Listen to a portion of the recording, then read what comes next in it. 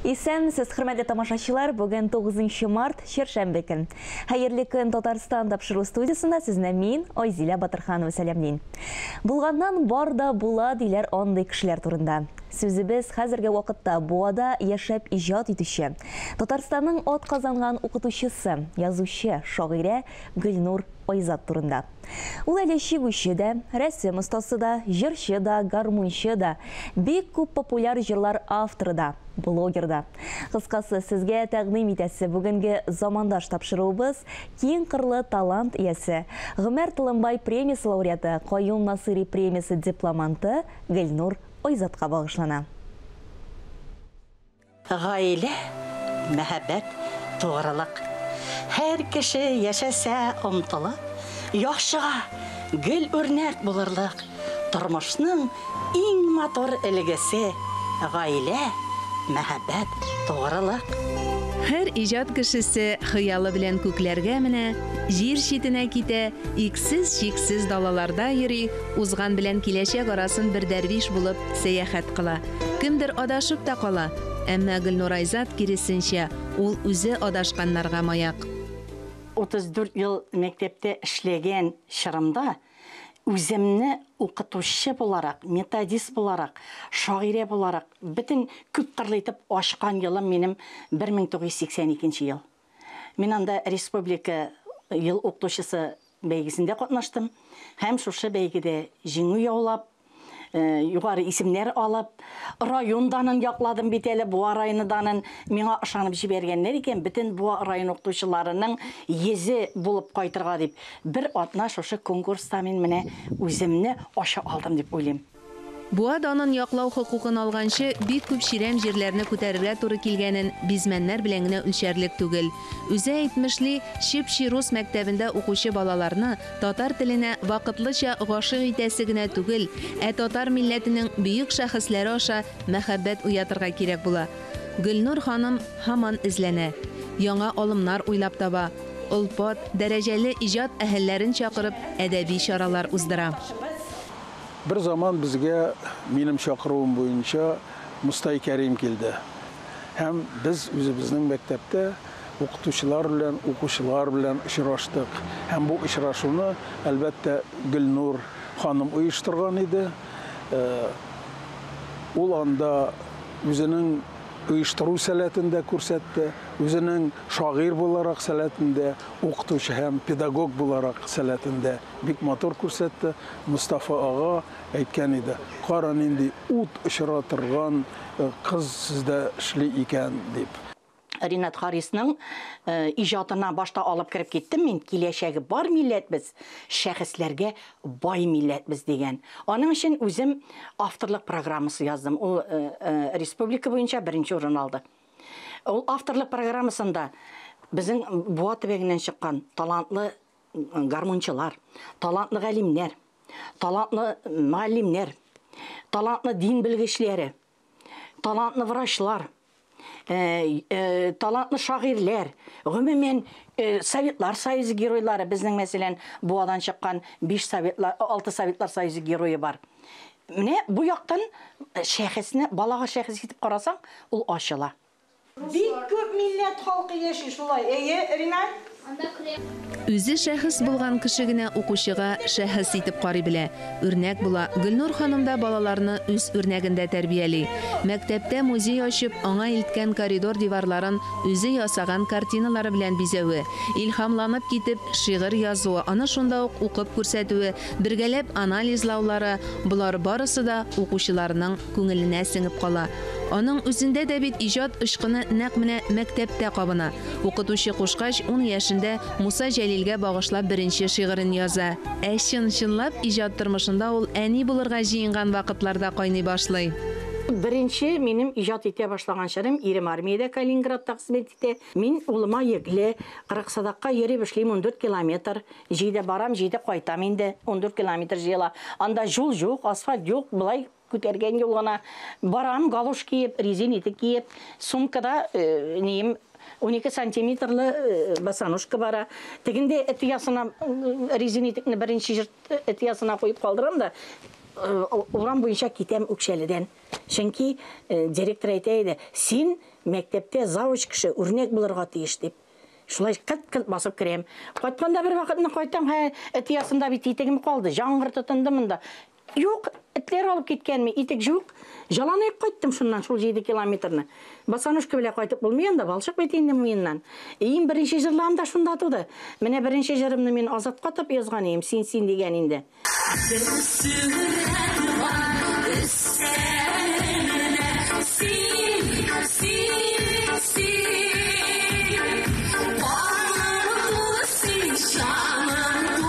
Гөлнур апага карыйм да, мен Гөлнур апа, сен каян көч аласың? Кайдан шешретип йөри аласың дип сорыйм мин анардан. Мин дә менә шушы иҗатым белән, шушы шигырьләрем белән күңелдә булганның барысын да чыгарам. Ул бит әле үзе гармунда да уйный. Гармунда уйнап җырлап җибәрәм. Менә шушы җырлар, шушы шигырьләр миңа илһам бирә, яшәргә көч бирә дип җавап бирә ул. Менә үзен, димәк, анарга көч инде барысы да килә иҗаттан.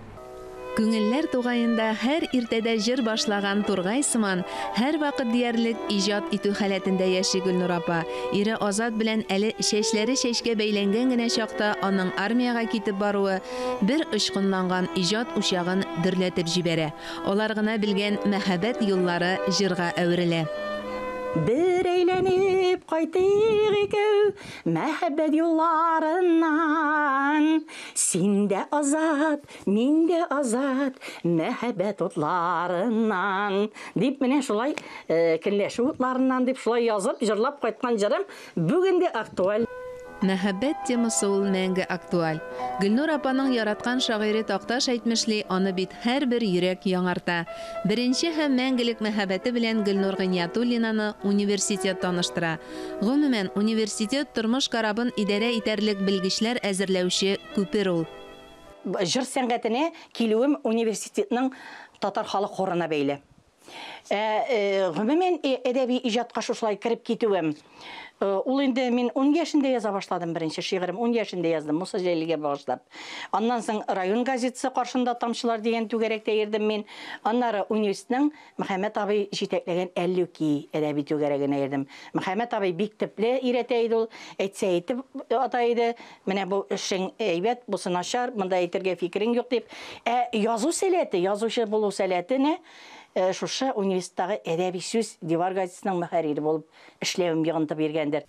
Марсель Бакиров, Флора Сафиуллина кебек күренекле галимнәр белән булачак шагыйрә, язучы, публицист, көйләр авторы Гөлнур Айзат укытучы һөнәренең дә нигезе иҗат икәненә төшенә. Бунтар холыклы булса да, иҗат кешесенең сабыр булырга тиешлеген дә аңлый. Моңа Мөхәммәд Мәгдиевтән, Бакый ага Урманчыдан, Сара Садыйкова һәм башка юллары кисешкән бик күп киң күңелле остазларыннан өйрәнә. Сабырлыкны сынау чорында җитә. Ире Азатны эшкә киткән җиреннән ашыгыч ярдәм белән хастаханәгә озаталар. Ул 11 көн комада ята. Катлаулы операция кирәк ди табиблар. Аны якыннарының ризалыгын алмый ясарга ярамый. Гөлнур апа тәвәккәлли. Тиз арада карар бирүе иренең гомерен саклап кала. Олай гына да түгел, табибларның өметсез диагнозларын кабул итми, йөздерә дә, тренажерда да җилдертә. Әнә шушы туй мизгеле сурәтләнгән рәсемдә вәгъдә ителгәнчә, өрмәгән урындыкка да утыртмый. Яраткан бәндәсенә Ходай сынауларын өйеп бирә диләр шул. Ул бөтен нәрсә җиңә торган. Кешегә сиздерим, ул менә гомер буе мишәрләрнең эпицентрында яшады. Шигырен яза торган, сыйрын да саба торган. Бөтен тормыш җигенә җигелеп тарта торган. Дил биясендә дә аның кулында бөтен дөньясының. Менә шундый кеше. Бакча тутырып чәчәкләр үстерергә яраткан нәфис хатын-кыз кулларына бер дә дилбегә тотырасы килми билгеле. Әмма әти кызы булып үскән Гөлнур апа аңа яшьтән күнеккән. Мин әйтәм, буа мине буа төбәгә кыйнап язарга, иҗат итәргә, яшәргә өйрәтте дим. Чөнки җылар вакытта ничектер бу авырлыкны җиңәргә үзеңдә көч таба алу, ул иҗатка алып килә, әлбәттә. Шундый көчле бул дигән клип та бар безнең. Фәрит Мифтахов белән язган. Минем өчен түгел җиңелүләр,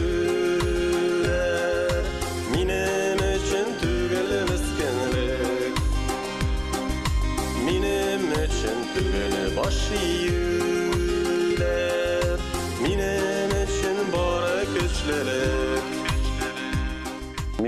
апаға бик зур рахмет әйтәсе килә. Чынлап та ул шигырьләрдә мин үзем дә һәм инде аны тыңлаган күп кенә кешеләр дә үзләренең тормыш аша үткән вакытларын хис итәләр дип уйлыйм. Кеше янында жыларга тырышмыйм. Менә ул ялау, ул йомшаклык билгесе шулай бит. Ул кеше сине жәлләргә мөмкин, кызганган булырга мөмкин. Бу шүпрек. Жыласам үзем генә җылап алам, күрсәтмичә генә. Күзен сыртып алам да, физик эш белән үземне басам мен авыр булганда.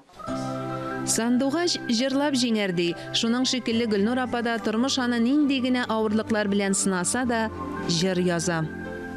Инсульт булгач язган җырым бар. Менә авыр бит инде тормышның авыз мегзе. Кемдер инде караватта тәгәрәп ятырга тиеш.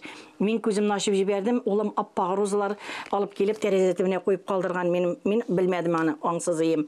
Хәзер абаланып шул тәрәзә төбенә бардым, розаларны иснәп карадым. Шунда бара-бара көй туды. Яши алсаң иде гомер буе жан сөйгәнеңне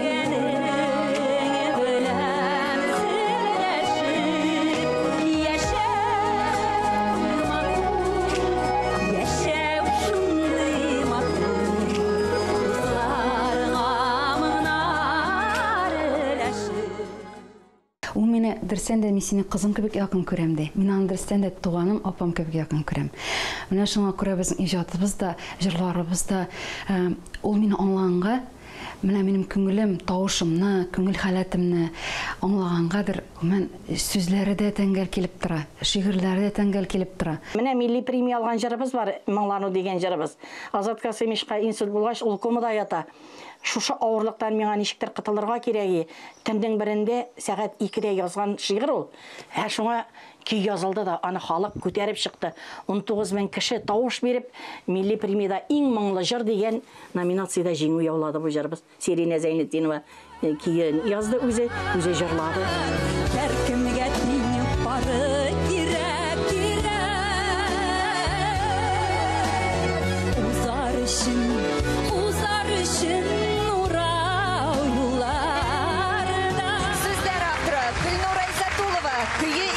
Серина Зәйнетдинованыка.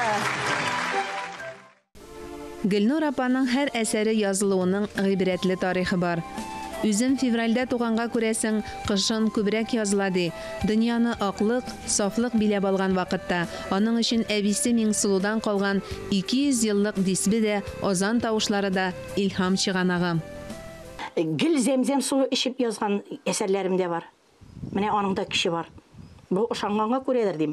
Менә күз яшы ачы була дигән дини повестымны мин 5 шешә зәмзәм суы ичеп язып бетердем.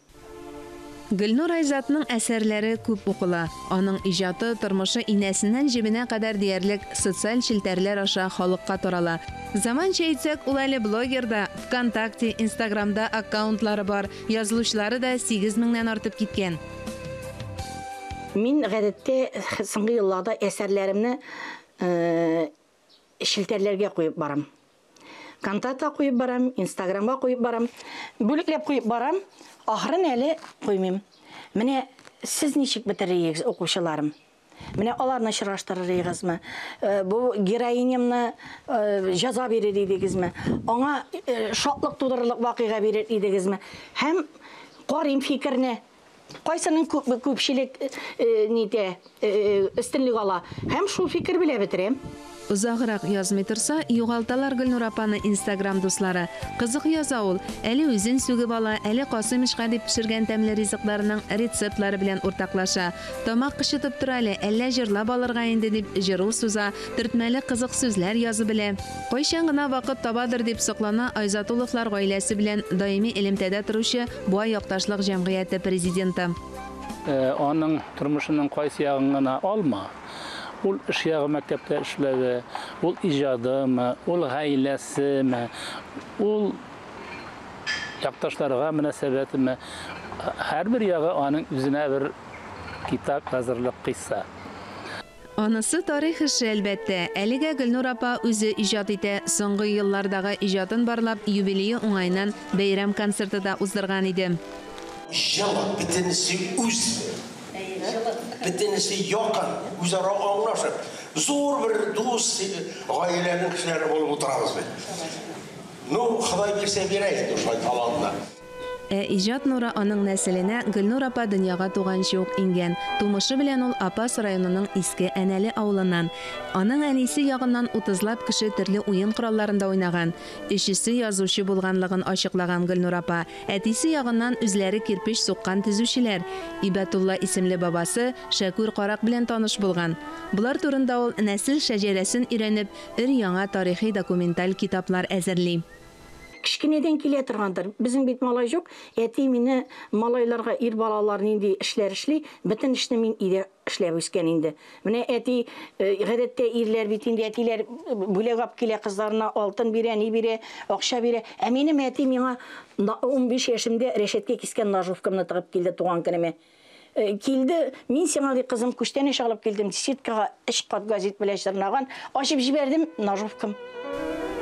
Әнисе Рәфиға апаға да, әтисе Хәлил Рахман абыйға да атап бик күп җырлар иҗат ителгән.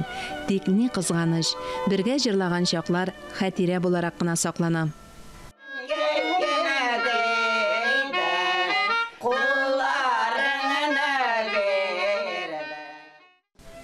Иҗат кешеләре алар табигать баласы. Кышлар сайравы да, урман шаулавы да алар өчен рухи азык. Мәселен, Бұлбұл сағышы деген хикаям бар менім. Анда нәп міне Бұлбұл образы жыршылар білен шағыштырған. Аннары міне өзімізде де қарлағашлар бек көп. Сыйыршық иялары бар, біздің сыйыршықлары иялы. Икісінде де міне мұнда да, міне бұл жақта да бар. Алмағаш артында. Қәр еліні шоша сыйыршық иялары олым қойып кетті еваларыны. Ол да шындай табиғат жанны біздің. Қызымда бек ярата шешелер. Біз ғайледе 2 бала өстік. Менің бір туған сіңілім бар, Назлыгел исемлі. Ничек безне әтиебез, әниебез менә үстерде. Хәзер мен үземнең балаларын да шулай үстерергә тырышам. Минем 2 улым бар, Данияр белән Азамат исемле. Мин аларны да шулай ук әти-әнидән алган нәсихәтләр, алардан алган киңәшләрне кулланып, аларны да үстерергә тырышам. Киңәшләре төпле Гөлнур Айзатның, ул аларны күңел ажаганнары дип социаль челтәрләр ашада җиткереп бара. Иртен мен аны иртенге ажаганнар деп атым, һәм кичке ажаганнар деп. Мәсәлән, менә шундый зур шықыр булганчы кичкенә генә инеш булам. Шықырга зур булса да бер кемнең дә төшәсе килмәс, кичкенә инешкә иелеп аның суын эчүче була бит. Менә шуңа күрә мин теге мәртәбәләргә, премиялар, ниләргә данга исем китә торган кеше түгел. Әгәр мин фикеремне әйтә алам, ул 10 кешегә, 15 йөзләгән кешегә керә икән, аваздашып таба икән. Менә язучы, шагыйрәнең, укытучының, хатын-кызның бәхете, шатлыгы. Менә нинди икән ул Гөлнур Айзатның бәхет төшенчәсе. Күңел гөлләрен башкаларга бүләк итеп яшәү.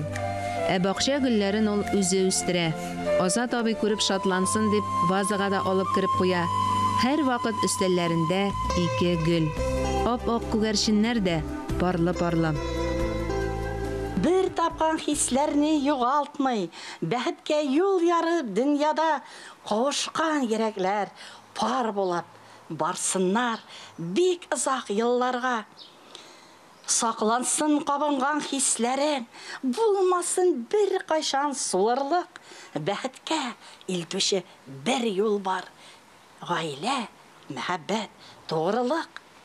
Һәр көнне яшик без яратып, күңелгә булсын наз тулырлык. Киләчәк кояшлы яшәсә, гаилә, мәхәббәт, тугрылык. Яшәү матур, яшәү шундый матур. Әлеге сүзләрне һич кайчан онытмасак иде дигән теләктә сезнең белән сау булашабыз. Исәнлектә күрешик.